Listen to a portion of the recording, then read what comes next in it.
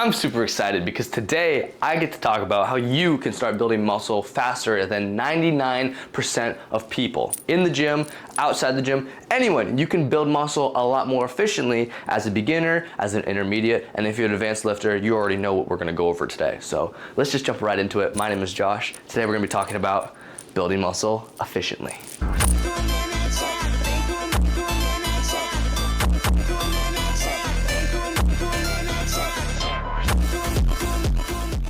All right, so we know in order to maximize our growth potential, we need to have three things going for us. And those three things being our training, our nutrition, and our recovery. If you can make sure that all three of those things are in line together, you can maximize your growth potential and make sure that you have the best results possible. So you're getting the best results for the effort that you're putting in. Now, starting us off with training, if we want to maximize our muscular growth and minimize our fatigue, which is really important, which we're going to talk about later, we're going to want to do a couple things. Starting us off, we want to make sure that we have stability in our training. What do I mean by this? When you're training in stable environments, you have something called motor unit recruitment. Now this, in simple terms, is just how many muscle fibers are being activated in order to contract against the load, right? So say if I were to do a bicep curl, if I was to use really light weight, I would have to use less motor units in order to lift the same weight. Whereas if I was then do something like a heavier weight, I would need more motor units to be engaged in order to recruit enough energy to then make the weight move. So more weight equals more motor unit recruitment. Stay with me here.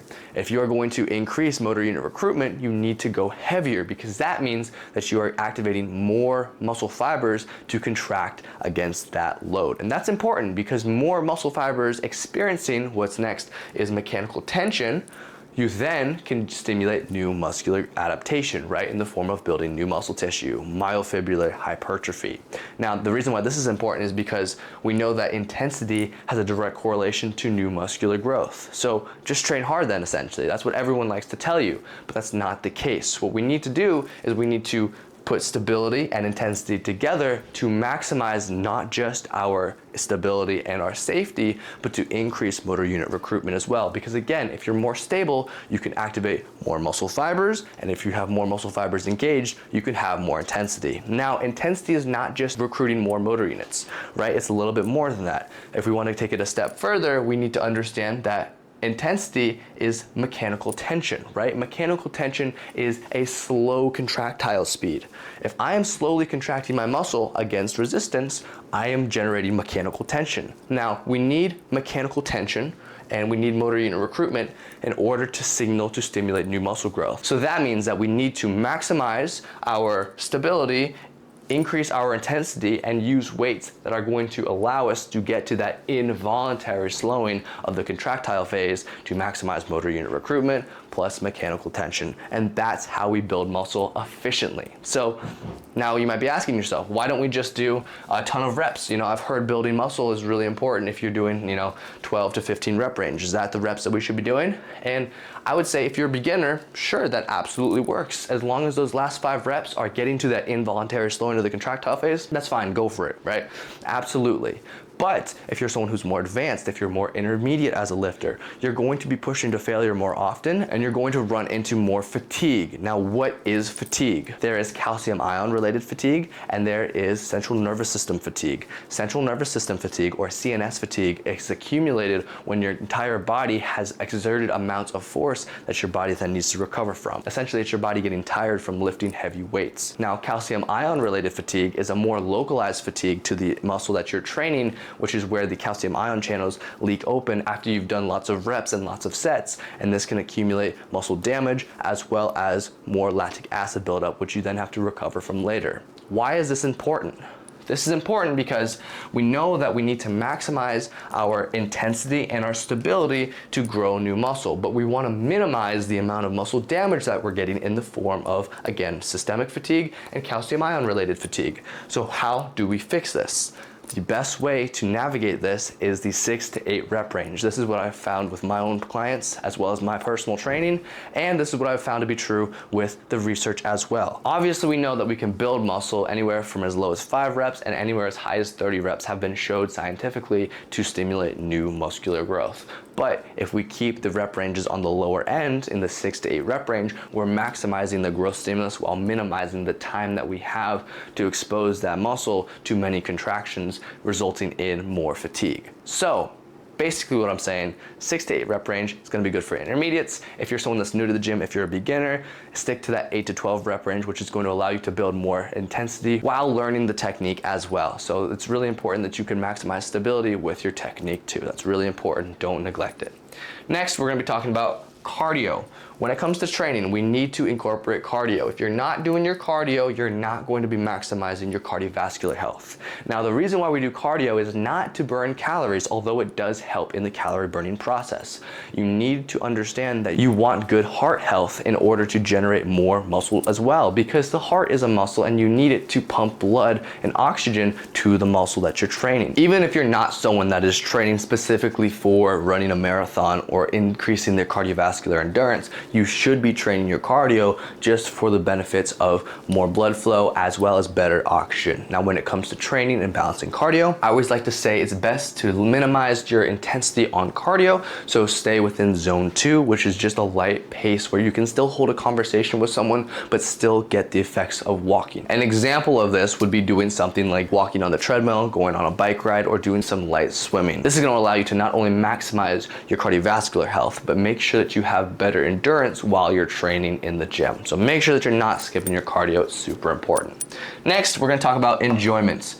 You need to enjoy your style of training. If you come in and jump on a program that is the most optimal or the most scientifically based, but you're not enjoying the movements that are in set workout plan, you're not going to be able to generate as much force production because you're not going to like the movements. You're not going to want to learn the movements. You're not going to want to do the movements with efforts. And effort, as we know, or intensity, is how we can generate more mechanical tension in the form of pushing closer to failure. So we need to maximize our enjoyment as well, which means that it's okay to choose exercises that are a little less stable if we enjoy them more, if they feel good, if you get a better mind-muscle connection, and you can increase your enjoyment when you're doing these exercises.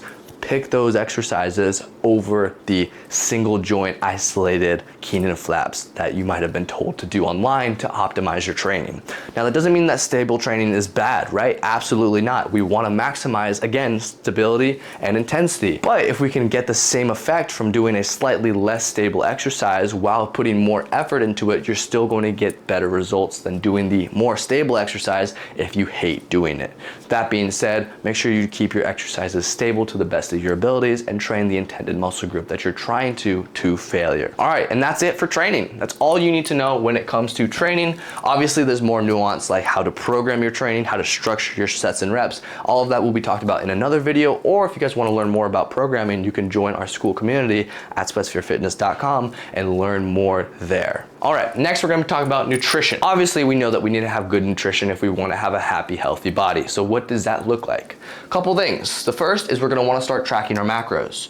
Tracking your macronutrients is super important when it comes to any kind of fitness program or starting a fitness journey, simply because it builds awareness. It doesn't necessarily mean that you have to track every gram of protein, every single carb. It just means we're building awareness of the foods that you're putting into your body. This is going to allow you to not only build discipline in the form of keeping yourself accountable with your logbook, but it also means that you can understand that some foods that you're eating might have higher calories than you actually thought, which is keeping you from losing fat in the long term. Now, tracking your macros doesn't have to be hard. If you guys want more help tracking your macros, obviously MyFitnessPal is a great way to track your macros, and it's super simple. You just have to plug in the foods that you have on your phone. Make sure you drop your favorite calorie tracking app in the comments below.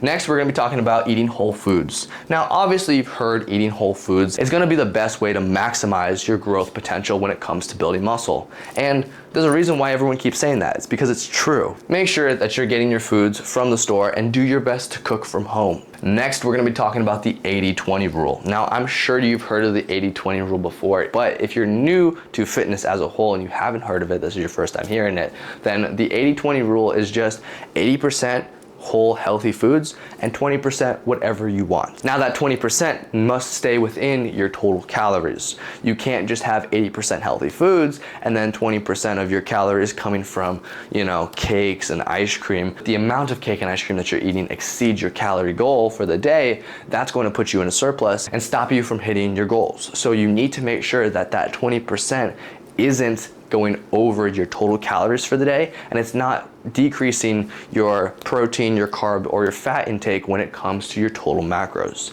Again, if you want to learn more about macronutrients and how to balance them out, we have a macronutrient calculator I have linked at the bottom of this video, so you can check it out and learn more about tracking your macronutrients and make it simple for you so you can maximize the 3 different steps. All right, next we're going to be talking about calorie deficits and calorie surpluses. Calorie deficits and calorie surpluses are super easy to manage and maintain if you know what you're doing. If you have no idea what your current macros are or what your current calories should be because you're not tracking your macros, well then it's gonna be a lot harder to see if you're in a calorie deficit or a calorie surplus. Now, and that's where a lot of people mistake, because you think, okay, well I'll just have 1 less meal a day, or maybe I'll just increase my food by maybe an extra plate at the end of dinner. And that could work, but if you're eyeballing it, you're not going to have an idea of how many calories are in the servings that you're currently eating. You're not going to know things like how much protein you're eating, how much carbs you're eating, or how much healthy fats that you're getting in your diet in order to get the best results when it comes to building muscle. Because again, you're working so hard to optimize your training program, but if you're not optimizing your nutrition, you're going to see half the results that you could possibly be seeing. And this is where so many people get it wrong. So make sure that when you're going to be in a calorie deficit or a calorie surplus, you calculate out your total calories to find your maintenance calories. Once you have that, you're going to put yourself in a deficit of either 300 or 500 calories in order to lose weight. Now, if your goal is to gain weight, do that, but in the opposite way. Go ahead and add 500 calories or 300 calories to your maintenance. And that is going to allow you to build more muscle while still maintaining a low body fat percentage. Now, if you are someone that is trying to bulk up, you want to put on more tissue as fast as possible, do not try to dirty bulk. Dirty bulking is the fastest way to put on unnecessary amounts of body fat that you're then going to have to cut off later when you go through your cutting phase. It's a lot of work, it's a lot of excess time when you could be doing something like a slight calorie surplus that's going to allow you to increase your muscle mass gradually over a longer period of time. So make sure you calculate your macronutrients, calculate your total macros, calculate your total calories, and then put yourself in a surplus of 300 calories if you're trying to bulk. Now make sure that you do this using whole and healthy foods like we talked about before, using the 80-20 rule if you do have a sweet treat or if you do have a sweet tooth. Make sure that you don't go over that 300 calorie surplus, although it's not going to be the end of the world. If you do, you're just going to be maybe putting on more body fat as opposed to just building lean tissue. All right, next let's talk about enjoyment with consistency. You cannot stay consistent to any diet if you don't enjoy it. And that's why we use the 80-20 rule. Now, we already talked about what the 80-20 rule is, but again, enjoyment is everything. So make sure that you're making your food taste good. So if you guys are having a hard time finding recipes that are going to help you hit your macronutrients, make sure that you head over to the school community at SweatSphereFitness.com, where we have a whole library of meals and meal plans that you can hop on to start making good, nutritious meals that are going to help you hit your nutrition goals while still tasting good, so you can stay consistent and eat them over and over again. Link is in the description. Now lastly, we're going to talk about recovery. Now recovery is super important. Like we talked about with training, if you're under recovered, you're not going to see the best results, because muscle doesn't grow when you're in the gym stimulating new muscle growth. Muscle is damaged when you're doing that. You need to sleep, you need to recover in order to build new muscle tissue. Muscle damage does not equal muscle hypertrophy. We've been over this. We need to start sleeping more often. If you sleep, you're going to be able to generate new muscle growth. You're going to increase your testosterone and allow your growth hormone to start pumping through your body so we can reduce our cortisol levels and get the best muscle growth possible. You're also going to want to do foam rolling. Now, if you guys don't know what foam rolling is, foam roller looks something like this. And basically what it is it's a myofascial release technique to help you reduce tension inside the muscle. So once you've accumulated muscle fatigue and muscle damage, foam rolling after a session or on a rest day can help you with recovery a lot quicker than just letting the muscle do nothing, right? It increases blood flow, which helps you recover a lot quicker and breaks up lactic acid inside the muscle, releasing it into your bloodstream, which is super important because if you have localized lactic acid buildup, that can cause that muscle soreness long after you've worked out. So foam rolling is really important. You should start doing it. If you guys don't know how to, watch this video next. Stretching. Stretching is awesome. Get to stretching. Now there are two types of stretching. There is dynamic stretching and there is static stretching. Dynamic stretching is really good to do before a workout. If you're trying to open up your hips, promote blood flow, get some range of motion into your joints and ligaments, do some dynamic stretching before your workouts. And after your workouts or on a separate time, do static stretching, because static stretching allows you to not only lengthen the tissue, just like with foam rolling does, it helps promote blood flow and helps you get rid of that muscle soreness afterwards. So stretching is really important. I really highly recommend doing stretching. Next on the recovery list is going to be rest days. Rest days are super important. If you're not taking rest days, you're not maximizing your growth potential. Rest days are when your body is going to decrease your cortisol levels and increase your testosterone production. You're going to be able to eat better, sleep better on those rest days, and you're going to decrease the amount of fatigue that you're generating from your training. So make sure that you're adding in 1 to 2 rest days per week, and make sure that those rest days are not days that you're going to do other kinds of activities, right? A lot of people try to base their rest days around when they're busiest. Now, the best thing to do on an active rest day is to go for a walk, do some stretching, go enjoy the beach, go out, be in nature. Make sure that you're not stuck inside, cooped up all day, just sitting on your phone, just rotting. Because again, we want to maximize blood flow, we want to get our steps in, and we want to reduce our cortisol. Cortisol is super important when it comes to building muscle because we want low cortisol levels so that way we can have better growth stimulus when we're training, when we're recovering. If you have high elevated cortisol levels, it increases the amount of stress that you have, and that reduces how well you push in the gym and how you recover afterwards. So make sure that you're going outside, touching grass, and just relaxing on those rest days. Maybe get a spa day. That's really cool to get. I like those. As we know, enjoyment equals consistency. So pick a recovery method that you enjoy. If you absolutely hate foam rolling, don't foam roll. If you prefer stretching over foam rolling, stretch instead. But you do gotta do one of the two, right? You don't have to necessarily do both, but these are all different tools that you can put in your tool belt to get the best results possible when it comes to recovery. If you don't like sleeping, I'm sorry, sleep is a non-negotiable. Make sure you're sleeping 7 to 9 hours each night. All right.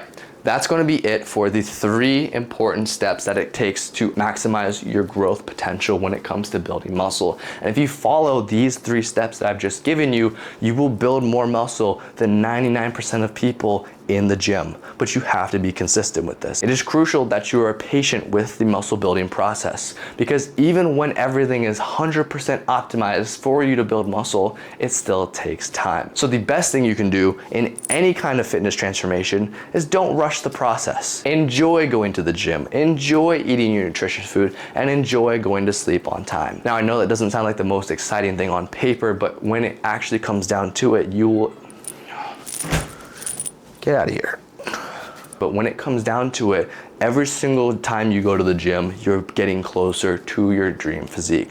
Every single time you eat a healthy meal, instead of going to Chick-fil-A, you're getting closer to your dream physique. And every single time that you're going and sleeping early, doing your stretching, taking your rest days, you are going to be getting closer to your dream goal. And making sure that that actually happens is part of enjoying the process. So make sure that you keep yourself motivated. And again, if you guys want any of the resources that I mentioned in this video, they're all going to be linked in the bottom of this video. Now, that's going to be it for this video. Make sure that you guys like and subscribe so that way I can talk more about these kinds of informational videos on how to get the best results when it comes to building muscle and losing fat and any other kind of fitness stuff you guys need help with. And make sure you guys check out our school community full of people achieving their goals one day at a time. And again, if you want to learn more, hit that subscribe button. My name is Josh, and I'll see you guys in the next video.